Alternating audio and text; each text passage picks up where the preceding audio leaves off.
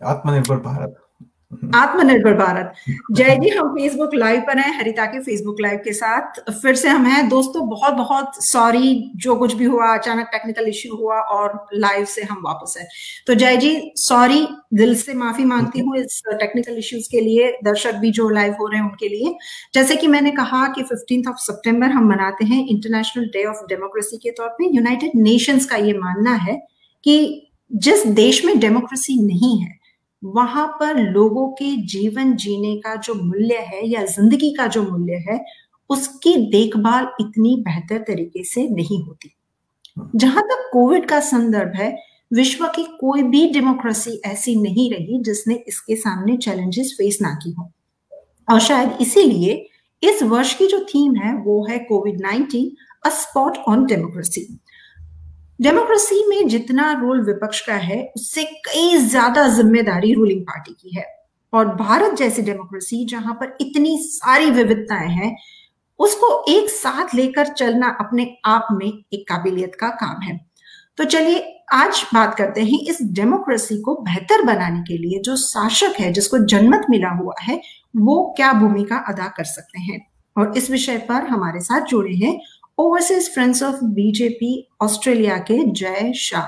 जय जी, स्वागत है आपका। नमस्ते हरिता जी, और आपके दर्शकों को इंटरनेशनल डेमोक्रेसी डे की बहुत बहुत बधाइयाँ। और हम लोग जो भारतीय मूल के लोग हैं, जो हम लोग एक वर्ल्ड्स लार्जेस्ट डेमोक्रेसी से आते हैं, जहाँ पे there is 1.35 billion people and over 600 million voters, जो दुनिया के देश सिर्फ सोच सकते हैं। ऐसे देश में हम डेमोक्रेसी को चला के दिखाते हैं, उसको और वाइब्रेंट करते हैं, उसको और सशक्त करते हैं। तो आपके दर्शक और सारे भारतीयों को मेरी तरफ से बहुत बहुत बधाई। जी बिल्कुल। भारत की लोकशाही की बात करें, आजादी से लेकर आज तक जितने भी शासक और विरोध पक्ष रहे हैं उनका बहुत बड़ा महत्व रहा है। इसके चलते भारत की डेमोक्रेसी आज तक सरवाइव कर पाई है। उसका दुनिया भर में एक नाम है, एक अलग से मुकाम है। सिर्फ विश्व की सबसे बड़ी डेमोक्रेसी होने के नाते नहीं, पर जितनी सशक्त रूप से हम डेमोक्रेसी बना पाए हैं। हालांकि ये इवॉल्विंग सिचुएशन है, ये कहीं पर ठहरती नहीं है, वो निरंतर बढ़ती जाती है। तो जय शाह के शब्द में कैसे डिफाइन करेंगे डेमोक्रेसी को? See, democracy, as you say, it is for the people, by the people, and of the people. इसमें लोग हैं, लोगों के लिए ही और लोगों की सेवा ही केंद्र में रहनी चाहिए, और सारी चीजें उसके इर्द गिर्द रहनी चाहिए, चाहे वो मीडिया हो, जुडिशरी हो, या सरकार, विपक्ष। अगर आपके केंद्र में से लोग हट गए तो आपका रोल वहीं पे एक वीक हो जाता है, और आप कहीं ना कहीं ओवरऑल डेमोक्रेटिक सिस्टम्स को इम्पैक्ट करते हैं। भारत के प्रधानमंत्री जो हैं, हमारे नेता प्रधानमंत्री श्री नरेंद्र मोदी, मैं गर्व के साथ कहूंगा कि वो अपने आप को प्रधानमंत्री नहीं, प्रधान सेवक कहते हैं। और वो जो कल्चर है वो कास्केड होके हम सभी कार्यकर्ता और हम सभी पूरी सरकार में वो आपको दिखने को मिलेगा। और इसीलिए एक बहुत ही ट्रांसपेरेंट रूप से, एक सर्विंग कैपेसिटी से कैसे लोगों की के जीवन को और बेहतर बनाया जाए और आसान बनाया जाए, कैसे सेवा की जाए, यही पॉलिसी को केंद्र में रख के सरकार हम आगे बढ़ती है। जी, तो आपने डिफाइन किया कि जो बहुत जानी मानी व्याख्या बनाई है, by the people, to the people, for the people, उसी को कहीं ना कहीं एक्चुअली प्रैक्टिकल रूप में जो डाला जाए तो वही सही मायने में लोकशाही प्रक्रिया होगी। जय जी, कोविड की जो समस्या है, कोविड-19, उसने पूरे विश्व भर की डेमोक्रेसीज को कहीं ना कहीं बहुत सारी चैलेंजेस दी है, ना ही सिर्फ रूल करने के लिए, ना ही सिर्फ एडमिनिस्ट्रेशन के तौर पर, बट बहुत सारी चैलेंजेस है। इस वर्ष की जो थीम है कोविड-19 अ स्पॉट ऑन डेमोक्रेसी, किस तरह से आप देखते हैं कोविड के समय में डेमोक्रेटिक चैलेंजेस जो एक रूलिंग पार्टी को आती है, देश को स्वस्थ रखने की, देश को संजोए रखने की, स्वास्थ्य की, बहुत सारे पहलू इस चैलेंज के साथ जुड़े हुए हैं, इसके ऊपर कमेंट करेंगे? हाँ, डेमोक्रेसी में जैसे कि आपने कहा, इट्स अ चैलेंज। और कोविड-19 जैसी सिचुएशन जहाँ पे इतनी सारी इमरजेंसी है, हेल्थ इमरजेंसी तो है ही, लेकिन साथ में इकोनॉमिक इम्पैक्ट्स इतनी है, मेंटल हेल्थ इम्पैक्ट्स इतनी है, ऐसे सारे जो चैलेंजेस है, और उसको एक डेमोक्रेटिक फ्रेमवर्क में, जहाँ पे एक रूल बेस्ड डेमोक्रेसी, इंडिया हो, ऑस्ट्रेलिया हो, यूएसए, उस डेमोक्रेटिक फ्रेमवर्क में ऐसी चैलेंजेस को फेस करना ये आसान बात नहीं है। और जबकि भारत जैसे देश में जितने इतनी विविध सरकारें, विद स्टेट्स हैं, 30 more than 30 states, union territories, और हर एक में अलग अलग पार्टी की सरकारें, ऐसा जरूरी नहीं है सब बीजेपी की है, बाकी कितनी अलग अलग सरकारें हैं, उन सभी को साथ लेके चलना और कैसे ये चैलेंजेस को निपटे, कैसे हम मेक श्योर करें कि हमारी हेल्थ सिस्टम हो इससे कोप कर सके, कैसे कैसे हम इंश्योर करें कि जो इकोनॉमी जो है उसको फिर से रिस्टार्ट कर सके, कैसे गरीबों को खाना पहुंचा सके। तो ये सारी चैलेंजेस जो हैं, ऑफ कोर्स ये काफी बड़ी है, लेकिन अगर मैं कहूं कि भारत सरकार ने इस पे क्या काम किया है तो काफी सराहनीय काम किया है। और ट्रांसपेरेंट रूप से सारे स्टेट्स के चीफ मिनिस्टर्स को साथ में लेके एक पब्लिक डिस्कोर्स उन्होंने किया, और जो जो भी समस्याएं थी हर स्टेट्स को वो उन्होंने नोट की है अपने आप, और सारी समस्याओं को समाधान तक ले जाने में मदद की है। और जो महाराष्ट्र है, दिल्ली है, और ऐसे सारे जो स्टेट्स हैं जहां पे काफी ज्यादा तेजी से बढ़ रही थी कोविड की समस्या, उसको हेल्प करके कहीं ना कहीं कंट्रोल किया है। जैसे दिल्ली में वहां के एक मंत्री कह रहे थे कि अगर सही केंद्र से सही सहायता नहीं मिली तो जुलाई एंड तक 5 लाख केसेस हो सकते हैं। और तभी हमारे गृह मंत्री जो है वो गए ऑन द ग्राउंड, और आई don't know the name of the place, लेकिन एक काफी बड़ा हॉल था, वहां पे पूरी कोविड के बेड्स, मेडिकल टीम्स, ये वो रातों रात खड़ा कर दिया और इंश्योर किया कि जो भी हेल्थ सपोर्ट चाहिए वो हो, और बाकी भी जो स्टेप्स लेने चाहिए in terms of curbing the Covid और ना फैले, वो सब लेके ऐसी स्थिति नहीं आई जहां पे इतने सारे केसेस हो जी। सभी को साथ। और जहां तक भारत की समस्या है, पॉपुलेशन भी बहुत है, वो है पर जैसे कि कहा गया है कि it's land of billion challenges and a billion solutions. तो मैं कहूंगा कि मैं थोड़ा ऑप्टिमिस्टिक लिख लूंगा इसको कि हाँ, पॉपुलेशन है लेकिन समाधान भी है, और हम इसमें से उभरेंगे और जरूर उभरेंगे। बिल्कुल। आशा अमर है, और शायद आशा के बलबूते पर ही भारत ने अपना जो मुकाम बनाया है अब तक वो बना सका है। बात करते हैं डेमोक्रेसी की और डेमोक्रेटिक वैल्यू की। अक्सर ये कहा जाता है कि जब से प्रधानमंत्री ने चुनाव के समय कहा था कांग्रेस मुक्त भारत, और उसके बाद से लेकर अब तक सरकार पर आरोप लग रहे हैं कि उन्होंने विपक्ष को कहीं ना कहीं नाबूद करने का काम किया है, विपक्ष नहीं दिख रहा है। क्या कहना चाहेंगे? विपक्ष को नाबूद करने का काम किया, लेकिन विपक्ष ने क्या काम किया है, मैं आपको ये पूछूंगा। अल्टीमेटली पावर किसके हाथ में है? पावर है वोटर के हाथ में। क्यों विपक्ष जो है इसमें फेल गया है कि भाई वो लोगों को कन्विंस नहीं कर पा रहा है और अपनी तरफ वोट नहीं ला पा रहा है? क्यों प्रधानमंत्री जो है, जो आज हर इतने ट्रांसपेरेंट तरीके से लोगों से जुड़े हैं, इतने इनिशिएटिव्स वो लेके आए हैं, स्वच्छ भारत, डिजिटल भारत, जनधन योजना, मुद्रा योजना, किसी ना किसी तरह उन्होंने लोगों को कनेक्ट करने का प्रयास किया है। और इसीलिए विपक्ष हो या ना हो, भारतीय जनता पार्टी की जो सरकार है वो भारत की सेवा में निरंतर लगी हुई है। लेकिन विपक्ष में क्या हो रहा है? परिवारवाद।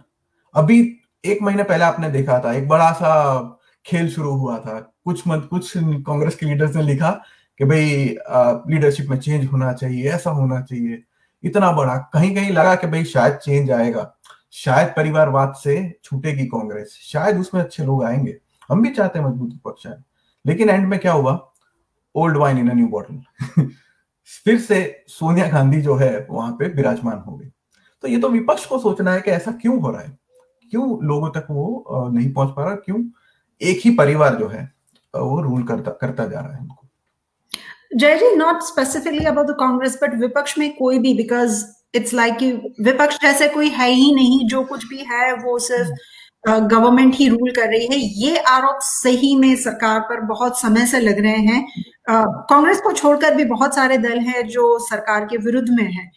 ओवरऑल विपक्ष पर क्या टिप्पणी होगी? अगर आपने, जैसे आपने कहा कि बहुत सारे पक्ष हैं जो सरकार के विरोध में, तो विपक्ष तो है, मजबूत है कि नहीं है वो अलग चीज है, लेकिन विपक्ष तो है। और भारतीय जनता पार्टी की अभी भी 303 सीट है, कुछ उसके अलायंसेस की है, लेकिन उसको छोड़ के अभी भी काफी सीट्स हैं जो विपक्षी दल की हैं, विरोधी पार्टियों की है। लेकिन 2014 से 2019 में हमने क्या देखा?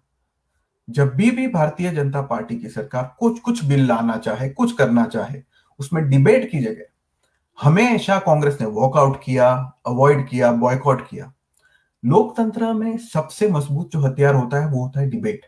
आप बात करिए, पार्लियामेंट है, दुनिया देख रही है, देश देख रहा है, आप अपनी बात रखिए वहां पे, लोगों को समझाए। अगर लोगों को आपकी बात सही लगेगी तो आज नहीं और अगले इलेक्शन में आपको वोट करेंगे। लेकिन हर बार वॉकआउट करना, हर बार उसको बॉयकॉट करना, तो जनता भी जानती है ना कि भाई उन्हें ऐसी पार्टियां चाहिए जो उनके फेवर में काम करे, ना कि अपने फेवर में बॉयकॉट करे और अपनी राजनीति खेले। आपने पार्लियामेंट की बात की, तो हाल ही में क्वेश्चन आवर को बंद करने की बात बहुत विवाद में रही है। जब विपक्ष या शासक पक्ष को जो क्वेश्चन आवर ही नहीं रहेगा पार्लियामेंट में, अगर सवाल जवाब ही नहीं कर पाएंगे, तो किस हिसाब से आप सोचते हैं कि वो लोकशाही के लिए लाभदायी होगा? क्वेश्चन तो आई don't know the details about it, लेकिन अभी वो फाइनल नहीं हुआ है, if I am not sure, अभी भी काफी राइट। तो अभी भी बातों में, तो जो भी होगा वो हर एक पार्टी को साथ में लेके वो कोई निर्णय करेंगे। लेकिन क्वेश्चन आवर अलग चीज है, पर वहां पे जब बिल आता है, डिबेट तो होती है ना, पार्लियामेंट्री डिबेट तो है ना, पार्लियामेंट में वोटिंग होता है, डिबेट होता है, बहुत सारे ऑर्डिनेंस सरकार की बात कर रहे हैं। लेकिन विपक्ष जब पार्लियामेंट चलने ही नहीं दे रहा विपक्ष जब पार्लियामेंट में आ ही नहीं रहा है, तो कौन क्वेश्चन करेगा? वो तो बाहर खड़े रह के नारे लगा रहे हैं और सरकार पर ये भी आरोप है कि बहुत सारे ऑर्डिनेंस आ रहे हैं जिसके बारे में संसद को पता ही नहीं, और सरकार रातों रात वो चीजें ला रही है। शायद मोदी सरकार को भी रात का समय बहुत अच्छा लगता है कुछ भी डिसीजन डिक्लेयर करने के लिए। ये क्वेश्चन आया है व्हाट्सएप के माध्यम से 2 दिन पहले, और मुझे ये भेजा है शुभांशु ने। कौन सा ऑर्डिनेंस, किस ऑर्डिनेंस की बात कर रहे हैं? बहुत सारे ऑर्डिनेंस या रूल जो कुछ भी लाने होते हैं वो सरकार रातों रात लाती है। क्या वो सरकार का फेवरेट टाइम है कुछ भी डिसाइड या डिक्लेयर करना? सी, अगर आप डिमोनेटाइजेशन और उस तरह की बात करें तो that was it was needed at that point of time. काफी ब्लैकमेल और काफी इश्यूज उस टाइम चल रहे थे, और सरकार ने उस टाइम मोदी जी ने निर्णय लिया था, काफी अच्छा लिया था। लेकिन अगर बाकी बड़े बड़े इश्यूज की आप बात करें, आर्टिकल 370, तो उस पर पूरी डिबेट हुई है, कितने भी सीए उस पर डिबेट हुई है, सारे जो बड़े ऐसे रूल्स हैं उस पर डिबेट हुई है।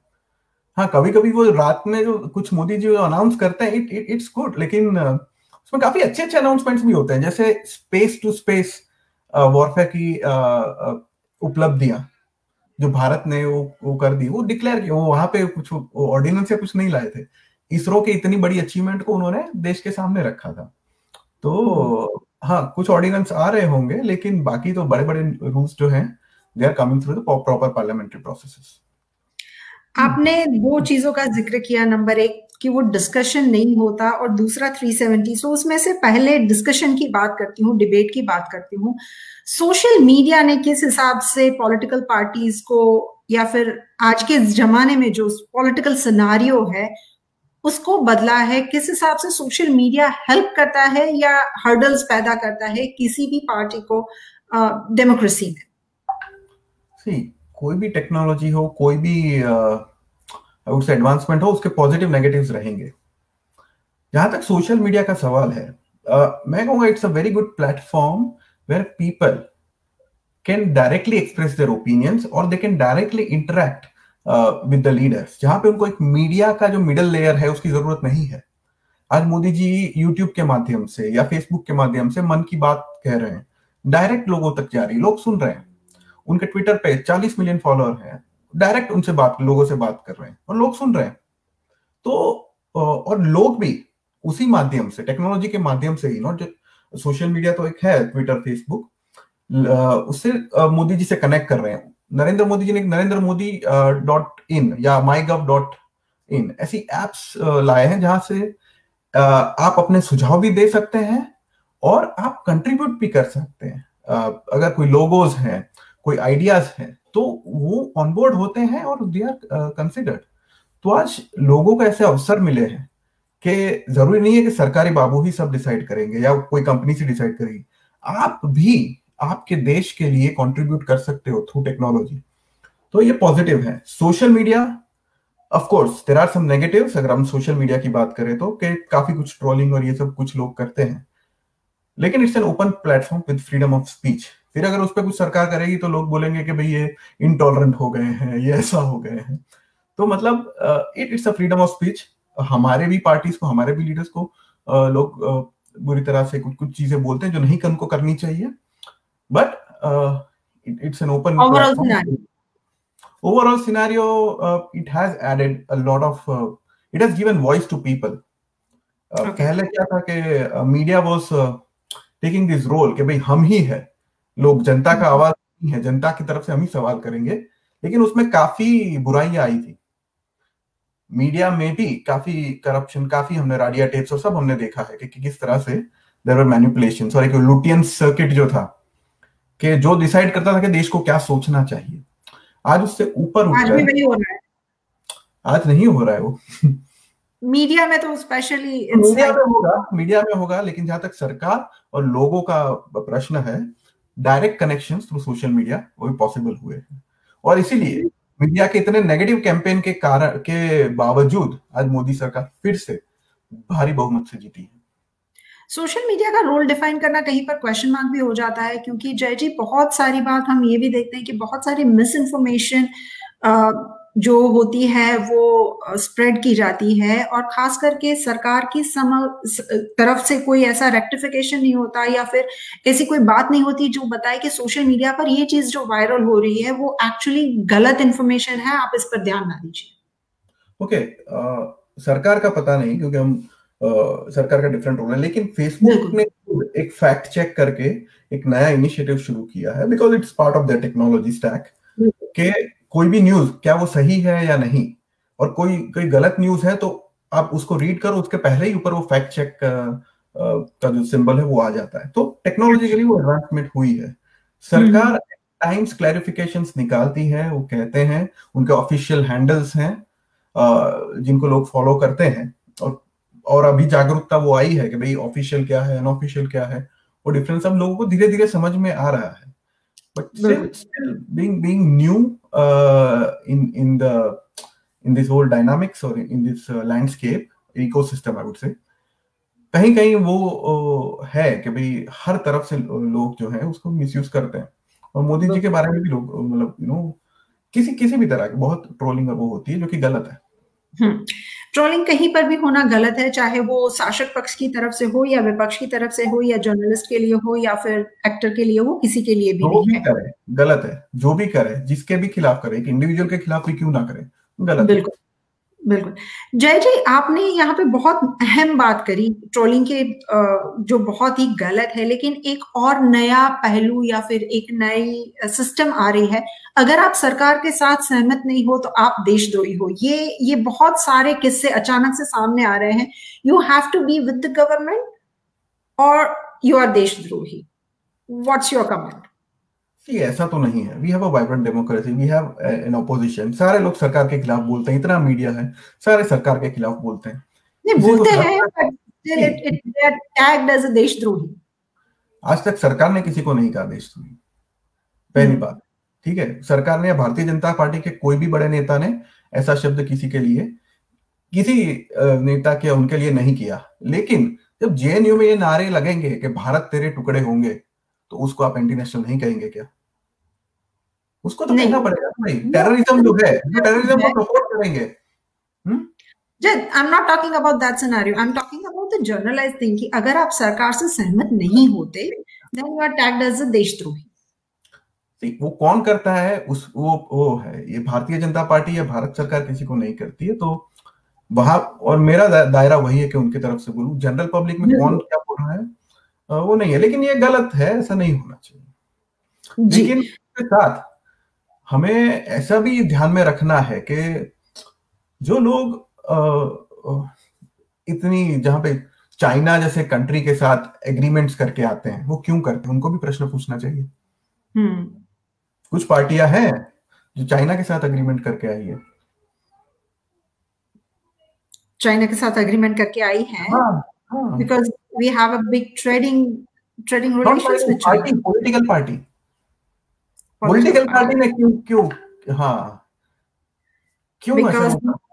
जी बिल्कुल, मैं किसी पॉलिटिकल पार्टी के उसके बिकॉज नहीं कर सकती, because I have no authority and I don't know what's happening behind the scene, but that can be the valid question. जैसे कि मैंने देशद्रोही वाली बात की, उसी के बाद आपने एक और बात की थी 370 की, आर्टिकल 370 की, जिसमें आपने कहा कि डिस्कशन हुआ था, डिबेट हुआ था। लेकिन ये भी कहा जाता है कि जिस समय पर 370 लागू किया गया, उस समय पे जम्मू और कश्मीर की जो स्टेट असेंबली थी, स्टेट था, वो कार्यरत नहीं था। तो इसीलिए कहीं ना कहीं जम्मू एंड कश्मीर के लोगों की बात नहीं सुनी गई और उन्हें वो बताने का अवसर नहीं मिला कि वो क्या चाहते हैं और उनके दिमाग में क्या चल रहा है, उनकी ख्वाहिश क्या है। सरकार ने पहले से ही बहुत सारी प्रिपरेशन करके रखी थी ताकि वो ये स्टेप्स इजीली ले सके। तो ये कहा जाता है कि लोगों को साथ लेकर चलने की बात अलग है और लोगों को सही में साथ में लेने की बात अलग है। मोदी सरकार दो अलग अलग बात करती है और इस हिसाब से काम करती है, ये आरोप लग रहे हैं। बिल्कुल और इसका जवाब दूंगा मैं। सी आर्टिकल 370 क्या है? It is a temporary provision जो 70 साल से चला ही आ रहा है। इसका किसी को कोई सॉल्यूशन निकालना ही नहीं था। भारतीय जनता पार्टी ने हमेशा अपने जो मैनिफेस्टो है उसमें हमेशा कहा है कि आर्टिकल 370 विल बी रिमूव, अगर हम आए तो उसको हम निकालेंगे। ऐसा नहीं है कि भाई अचानक आके उन्होंने कहा है, वो पहले से ही मैनिफेस्टो में था और लोगों ने उसी वजह से उसको उनको वोट किया है, मतलब लोगों की भी सहमति है। दूसरा, जब जम्मू एंड कश्मीर की बात करें तो वहां के लोगों को एक साल में जो उन्नति हुई है, जो प्रगति हुई है वहां पे, वो बहुत सराहनीय है। वहां पे कितना इनजस्टिस अभी तक हो रहा था बिकॉज ऑफ आर्टिकल 370। तीन फैमिली को छोड़ के, तीन परिवार को छोड़ के डेवलपमेंट जो है वो नीचे नहीं पहुंच रहा था और वो कहीं ना कहीं फ्रस्ट्रेशन में कन्वर्ट हो रहा था। आज आप देखें, वहां के एक राधिका गिल करके वहां की एक बेटी है जो कि एक स्पोर्ट्स में जाना चाहती थी। She wanted to be runner, she wanted to run, she wanted to represent India. लेकिन जेएनके के प्रोविजंस ऐसे थे कि क्योंकि उनके पिताजी सफाई कर्मचारी थे, उनको सफाई कर्मचारी ही बनना था। ये क्या का रूल है भाई? ये कैसे नियम है? जब आर्टिकल 370 हटा तब ये राधिका गिल के पास ऐसी शक्ति आई और ऐसे वो जो बनना चाहती थी, जो स्पोर्ट्स में जाना चाहती थी, वो जा सकी, वो आगे बढ़ सकी, वो जो करना चाहती थी वो कर सकी। कितने ऐसे परिवार थे, सिख परिवार या बुद्धिस्ट परिवार या हिंदू, जो पाकिस्तान से आके वहां पे बसे थे, उनको अभी भी टेम्पररी प्रोविजन था, उनको वहां पे घर नहीं बना पा रहे थे, कुछ नहीं हो सकता था। दूसरा, कितने रिग्रेसिव पॉलिसीज थी वहां पे। विमेन जो थी वहां की, अगर कोई लड़की होती है, अगर वो स्टेट के बाहर किसी से के साथ शादी करती है तो उसको हक नहीं रहता कश्मीर में अपनी प्रॉपर्टीज का। लेकिन अगर कोई लड़का शादी करता है बाहर तो उसको सारे हक हैं, वो उसका कुछ नहीं होता। ये कैसी पॉलिसीज है? तो हम ह्यूमन राइट्स की बात करते हैं, पर ये पॉलिसीज में कहीं मुझे ह्यूमन राइट्स आप दिखाइए, कहीं नहीं दिख रहे थे। ऐसी पॉलिसीज कब तक चलेगी?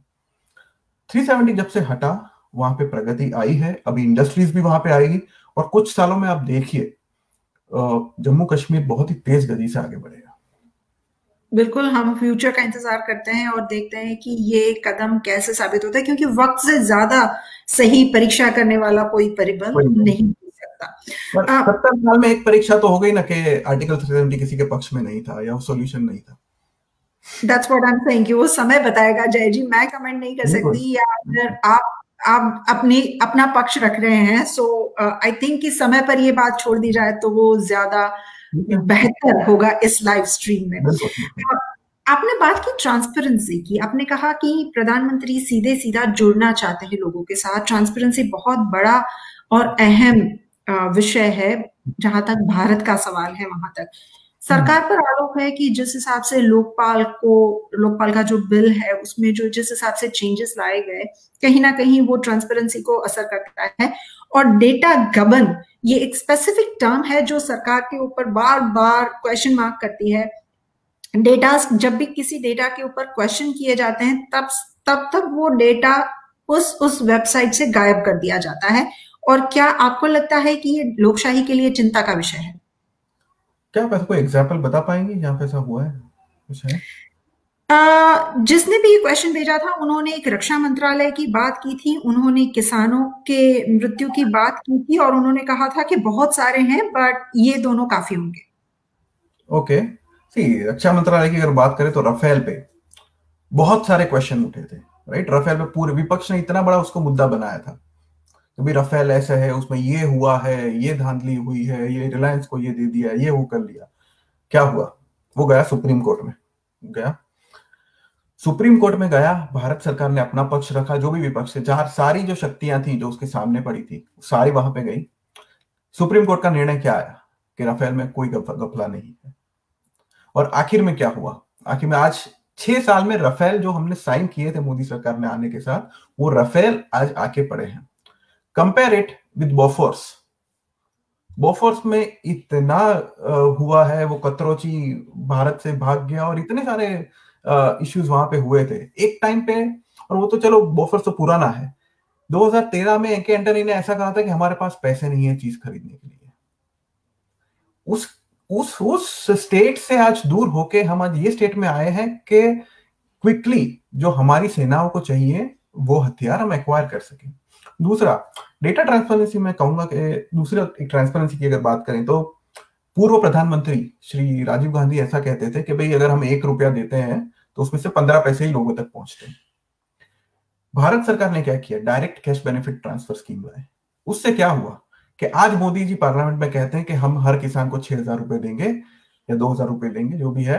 2 दिन बाद वो किसान को अपने फोन पे SMS आ जाता है कि भाई आपके खाते में 2,000 रुपए जमा हो गए।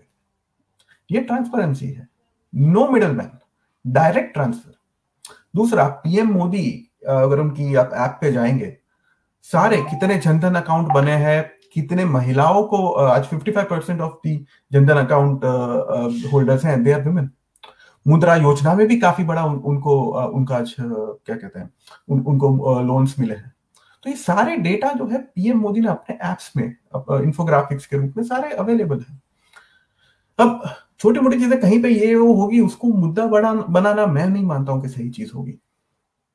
जी, आपने कहा जिस योजनाओं की बात की, उस योजनाओं को लेकर एक प्रश्न कल रात व्हाट्सएप पर आया था और पता नहीं किसने भेजा है, क्योंकि उनका सिर्फ व्हाट्सएप नंबर था मेरे उसमें, आई थिंक वाया आया होगा। कि आप जिस योजनाओं की बात कर रहे हैं,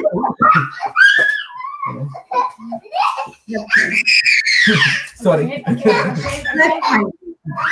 हाँ प्लीज। शायद उन्हें लगा, आपके बच्चे को लगा कि शायद वो भी आपको थोड़ी सी हेल्प कर दे यहाँ। It's a future to be a no परिवारवाद। I am just saying voice, it shouldn't be it. वो जरूरी नहीं है कि वो बीजेपी का ही बने, वो हो सकता है किसी का भी बने। एंड परिवारवाद इज ऑल्सो इन बीजेपी, लेकिन वो इतना हाईलाइटेड नहीं है जितना कांग्रेस का। परिवारवाद में अमित शाह जी का बहुत ही स्पष्ट कहना है। आपको कभी पता था कि जेपी नड्डा जी प्रेसिडेंट बनेंगे अमित शाह जी के बाद? लेकिन सोनिया गांधी के बाद राहुल गांधी, राहुल के बाद सोनिया गांधी। रहती है। मैं बोलूं कि कांग्रेस जितना चर्चा में है, जितना जाना पहचाना है, उतना इसमें नहीं है। that's what my word was।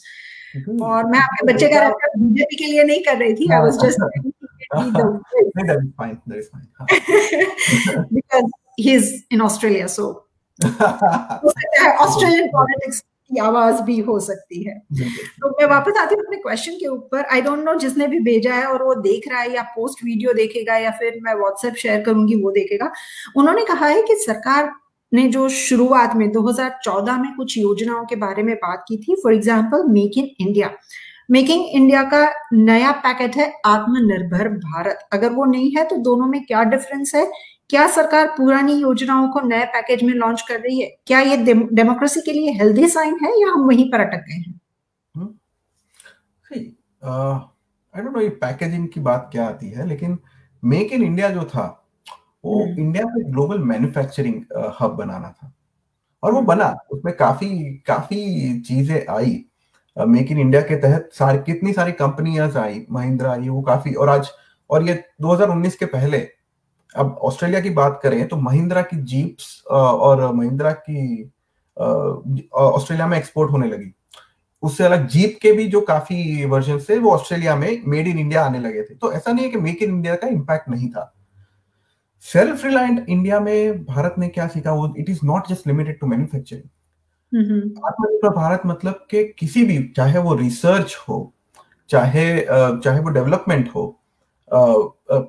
Education हो, किसी भी चीज में हम बाहर के किसी देशों पर निर्भर ना रहे, भारत अपने आप एक महाशक्ति बने हर क्षेत्र में, वो आत्मनिर्भर भारत है।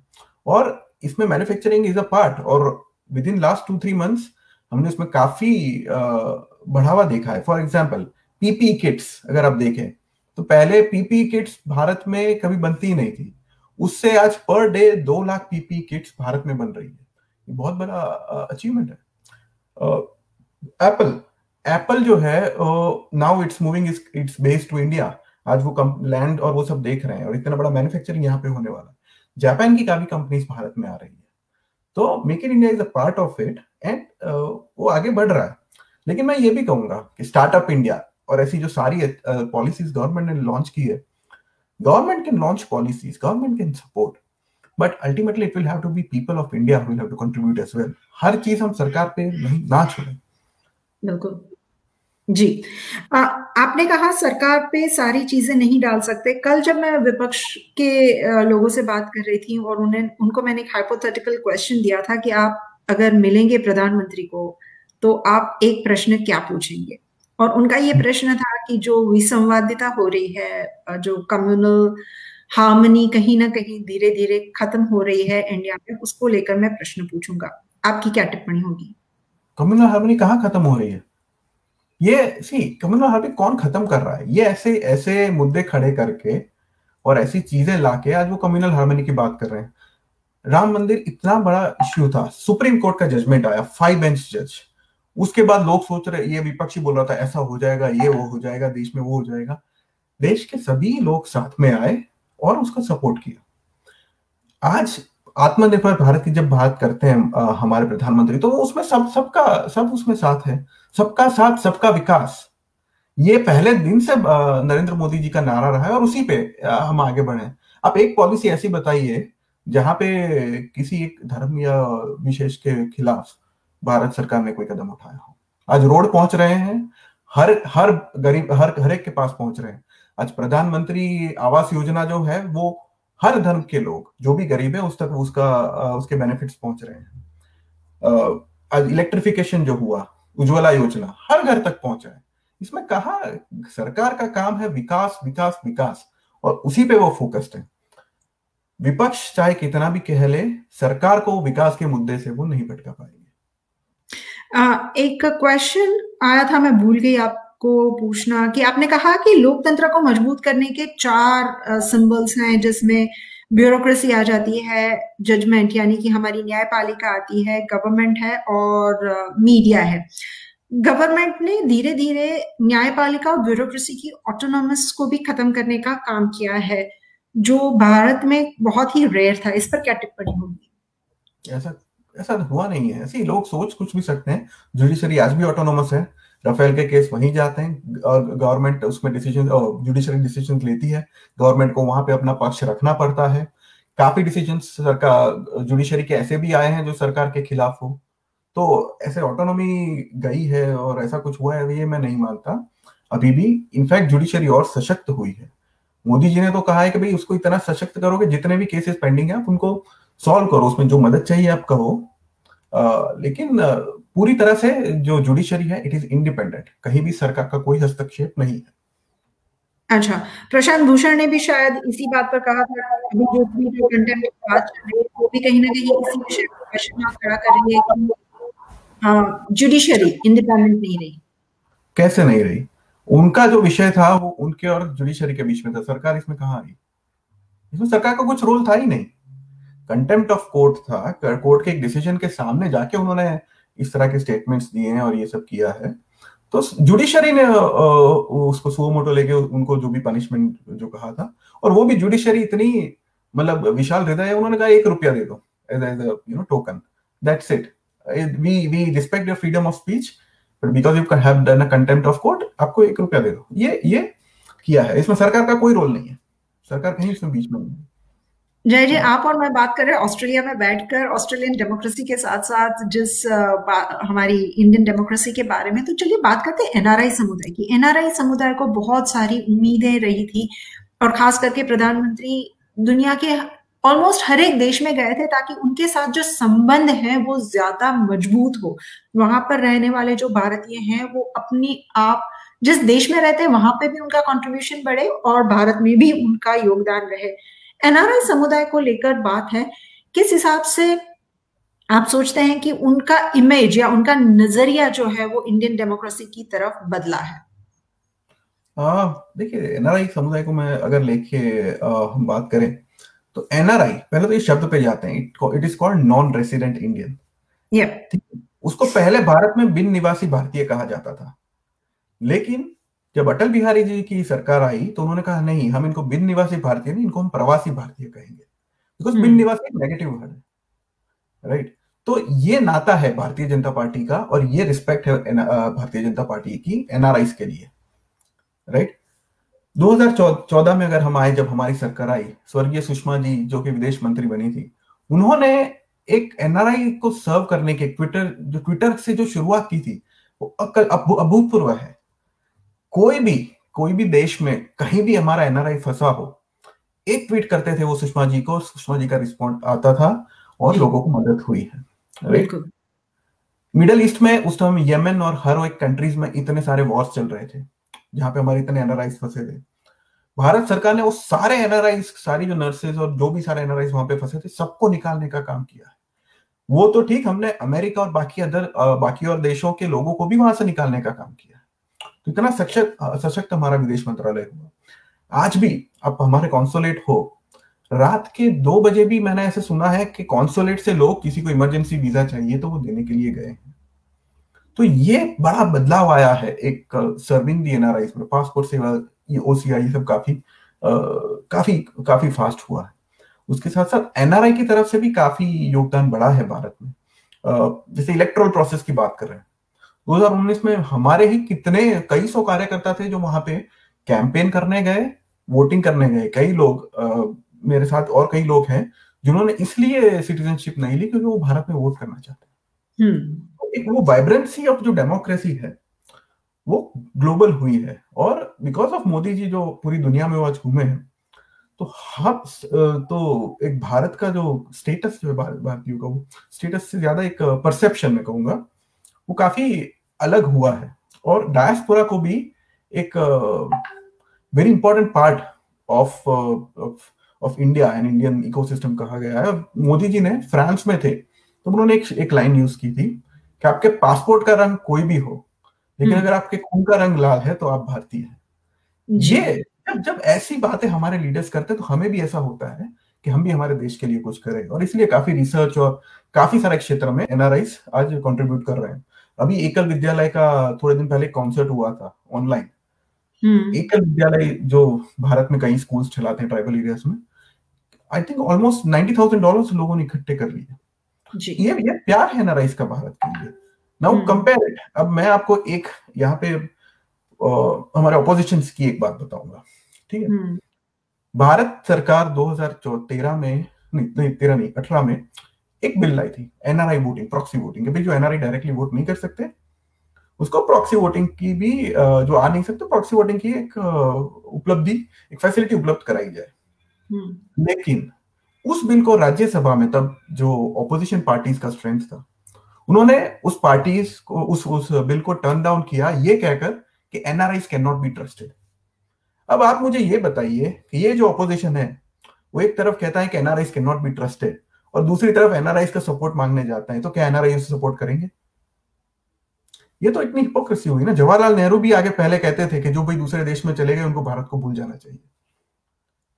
ये किस तरह की मानसिकता है? भारतीय कहीं भी हो, वो भारत का है और भारत से जुड़ा है और रहेगा। आपने नेहरू का जिक्र किया, इसलिए ये क्वेश्चन पूछना बहुत ही लाजमी होता है कि आजकल नेहरू को बहुत याद किया जाता है और उनको सारी चीजों के लिए दोषी माना जाता है, क्यों? जितनी भी आप योजना और पुरानी योजना देखे, सब पे नेहरू गांधी दो ही नाम दिखे तो याद तो आएगा ना भाई हर जगह। और दूसरा कि वो हमारे फाउंडेशन था, वो जो फाउंडेशन ईयर्स थे, जब भारत को एक दिशा देनी थी तब इतनी गलत दिशा मिली और मिलती गई, जिसके कारण आज जो भी जिस लेवल पे या जहां पे भारत को पहुंचना चाहिए था शायद वो नहीं पहुंचा, और इसलिए ये लोकतंत्र है। तो वो तो रहेगा। सिर्फ नेहरू को नहीं याद करते, इंदिरा गांधी जी के बारे में भी बोलते हैं। इमरजेंसी, आज हम डेमोक्रेसी की बात कर रहे हैं, तो सबसे काला दाग अगर डेमोक्रेसी पे कुछ लगा है तो वो है इमरजेंसी। और आज हम सबको ये मिल के ये प्रण लेना चाहिए कि कोई भी पार्टी हो फिर कभी ऐसा ना कर पाए। इसके लिए हमें अपने आप को तैयार रखना है और लड़ते रहना है।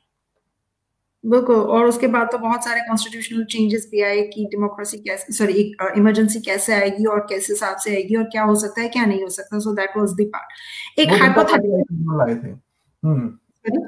जनता पार्टी लाई थी वो। एक हाइपोथेटिकल क्वेश्चन सिचुएशन आपको देती हूँ। अब हम धीरे धीरे अंत की तरफ जा रहे हैं। तो आप ऑस्ट्रेलिया में कहीं पर हैं और आप राहुल गांधी या फिर सोनिया गांधी को मिलते हैं। आपके पास एक प्रश्न होगा उनसे पूछने के लिए, क्या पूछेंगे? पहले मैं एक प्रश्न आपको पूछता हूँ, क्यों आपने राहुल गांधी या सोनिया गांधी का ही नाम लिया? Because Congress is the largest national party जो विपक्ष में है। सो नेशनल पार्टी के तौर पर मैं उन दोनों को ले रही हूँ। Because may be Rahul Gandhi in future president, जो इंटरिम प्रेसिडेंट है। यही विचार के खिलाफ हमारी लड़ाई है हरिता जी, कि क्यों सिर्फ राहुल गांधी इतनी बड़ी कांग्रेस पार्टी में, क्यों ये जहन में आ गया है कि एक व्यक्ति जो तकरीबन 15 या 20 साल से एक पार्टी में है, उसका प्रमुख नेता बना हुआ है और हारते जा रहा है, कहीं कुछ सेवा नहीं कर पा रहा है। अमेठी भी हार गए, जो उनकी खुद की सीट थी इतने सालों की, वो भी हार गए, फिर भी उसको एक राष्ट्रीय नेता माना जा रहा है। ये जो परिवारवाद, नहीं, मैं राष्ट्रीय नेता की बात नहीं कर रही हूँ, मैं विपक्ष के नेता की बात कर रही हूँ। हाँ, विपक्ष में भी राष्ट्रीय नेता हो सकते हैं ना, सरकारी नेता। अगर नेता बना रहा है सो इट्स विपक्ष fault, it's not the people's. मैं वही कह रहा हूँ, वही सोच के खिलाफ हमारी लड़ाई है। लेकिन अगर मिल जाए तो मेरे 3 ही शब्द उन पे पूछूंगा, आखिर कब तक? यही मेरा प्रश्न रहेगा। जो समझे, समझना चाहे समझ जाए। इशारों में बहुत सारे क्वेश्चंस आ गए इस 3 शब्द के अंदर। जी बिल्कुल। अच्छा जय जी, इंटरनेशनल डेमोक्रेसी की हम बात कर रहे हैं, इंटरनेशनल डेमोक्रेसी डे को कर रहे हैं। जाते जाते कोई संदेश देना चाहेंगे? और आपकी मुताबिक आपको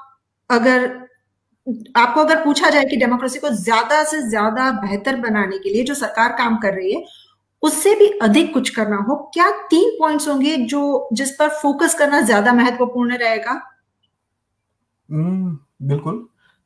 आपने पूछा कि एक इंटरनेशनल डेमोक्रेसी डे, हमारा जो डायस्पोरा है, वी आर यूनिक। जो चीज हम आज तक समझ नहीं पाए हैं कि we are world's largest democracy and we are world's largest diaspora. इसका मतलब यह है कि हम जहां पे भी जाके बसे हैं, एक हमारे अंदर इनहेरेंट डेमोक्रेटिक वैल्यूज हैं जिसको लेके हम पूरी दुनिया में हम आगे बढ़े हैं और पहुंचे हैं। तो जहां पे लोग कहते हैं ना कि भाई ये इंडियन डायस्पोरा बहुत डिवाइडेड है, मैं कहता हूँ it's not divided, it is inherently democratic. और इसीलिए जो अपने अपने विचार से वो अलग अलग पार्टियों में यहाँ पे जुड़ते हैं। तो पहले तो ये जो हमारी इनहेरेंट डेमोक्रेटिक वैल्यूज हैं उसको हमें बरकरार रखना है, वो उसको कहीं मरने नहीं देना है। We have to continue. दूसरा कि भारत की तरफ भी और भारत की डेमोक्रेसी में भी हमारा इतना ही योगदान होना चाहिए जितना कि वहां के नागरिकों का है। ये हक हमको भारत सरकार ने, भारत के संविधान ने दिया है और उसको भी हमें बाखूबी निभाना है जी। तीसरा कि जो भी technological, it's not just about democracy, development. जो टेक्नोलॉजी, चाहे वो टेक्नोलॉजी क्षेत्र में हो, मेडिकल क्षेत्र में, कोई भी क्षेत्र में, कोई भी एक छोटा सा क्षेत्र हमें पकड़ के भारत में कहीं भी वो उसको हेल्प कर पाए। अब आप अपनी तरह से हेल्प करिए। कोई आप अगर आईटी में है तो उस तरह से करिए, मेडिकल में उस तरह से करिए, आप कोई गांव में छोटा सा स्कूल देना चाहते हैं उस तरह से करिए। लेकिन वो जो आपका जो नाता है वो बनाए रखिए और उसको और सशक्त करिए, अपने रूट्स को कहीं आप भूलिए नहीं। और चौथा कि भाई हमारा जो कल्चर है इतना वसुधैव कुटुंबकम जो हम कहते हैं, अयम निजम परोवेति गणना लघु चेतसाम उदारचरितनाम तो वसुधैव कुटुंबकम। तो पूरी ग्लोबल एक वैश्विक ग्लोबल ब्रदरहुड जो है उस वैल्यूज को हमें आज आगे बढ़ाना है, जिसको दुनिया में इस वैल्यूज की बहुत जरूरत है। और हमारी संस्कृति ने जो हमें ये वैल्यूज दी वो हमें हर एक तक ले जानी है। यही मेरा सबसे एक अनुरोध रहेगा। और जाते जाते अगर विश करना चाहें इंटरनेशनल डेमोक्रेसी डे के उपलक्ष्य में, तो क्या विशेष होंगी?